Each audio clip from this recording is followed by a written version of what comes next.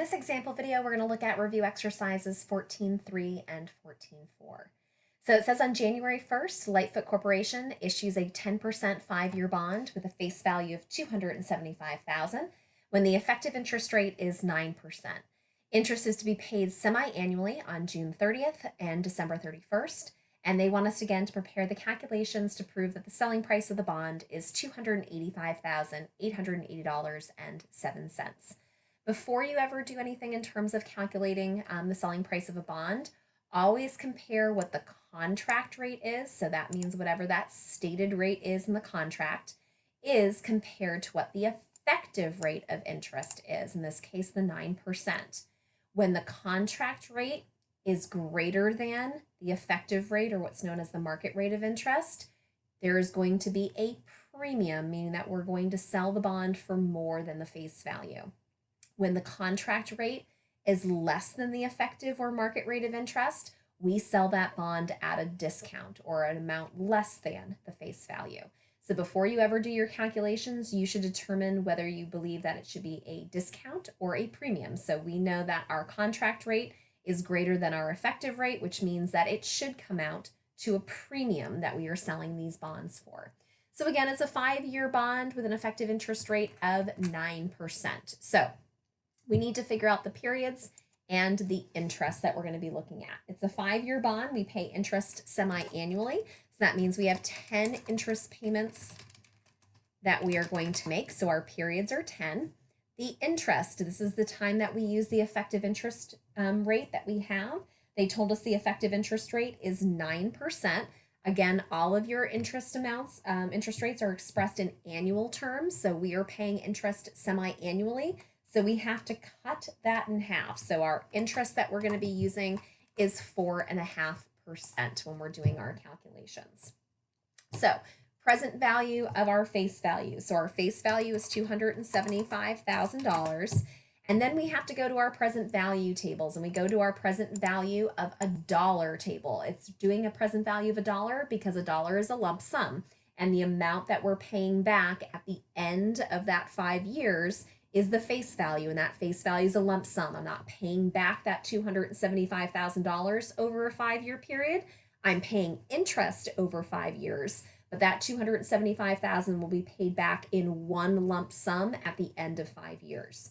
So we come down 10 periods and we go over to 4.5%. So we're going to multiply our face value by that 0.643928 value. So we're going to multiply that by 0.643928.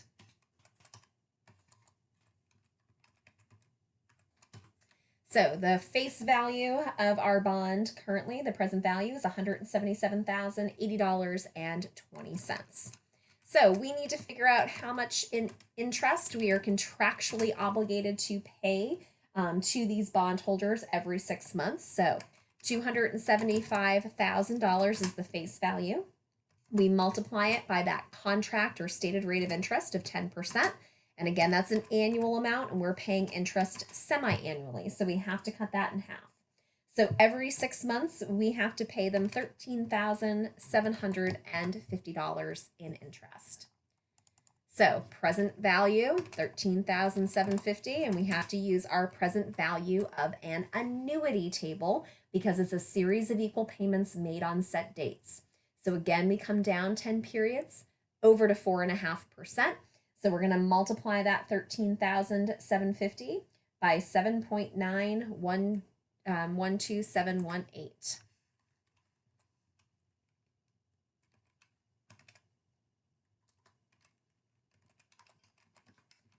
So present value of all of our interest payments combined is $108,799.87, which makes our selling price a premium, because it's higher than our face value, of $285,880.07. So this didn't ask us to record the journal entry on January 1st when we issue the bonds, but I'm going to do this one for you. So we are receiving cash. The reason why we issue a bond is because we're getting a loan, and the loan is your selling price, or in this case, $285,880.07. Our bonds payable can never go on for more than its face value. So it goes on at $275,000, which means we have a premium on bonds payable during the period, and that is the difference between the cash that is received and the face value of our bond, or in this case, $10,880.07. They then tell us in review exercise 14.4 that they use the effective interest rate method to amortize the premium on June 30th, 2019, and they want us to prepare the journal entry to record the first interest payment on June 30th. So on June 30th, we have interest expense. So when you're doing the effective interest rate method, our interest expense, we take the prior carrying value multiplied by the effective interest rate, and then multiplied in this case by half because we were doing it on a semi-annual basis.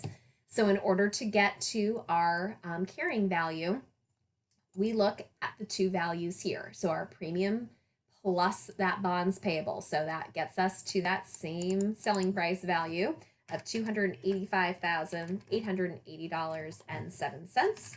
My effective interest rate was 9%. That's annual, and we know we do it on a semi-annual basis. So that means that we're going to record interest expense of $12,864.60.